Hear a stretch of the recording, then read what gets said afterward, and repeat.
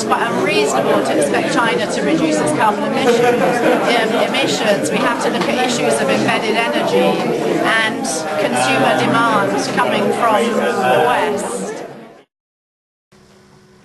Many commentators point to the fast rising emissions of China and say, well, what's the point of us taking action in the West to cut carbon dioxide emissions?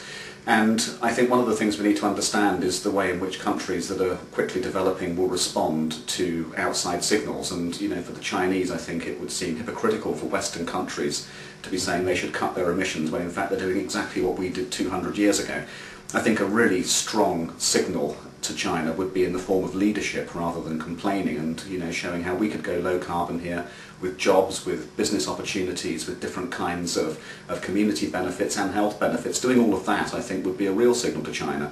I think also we need to take responsibility for the emissions we import from that country, because whilst we've managed to stabilise and in some cases go down a little bit in terms of carbon emissions in the West, we've been importing massive carbon dioxide output, of course, in the form of Chinese finished products as well as materials like steel and chemicals. And so we need to take responsibility for that too and count that as part of our emissions rather than Chinese emissions.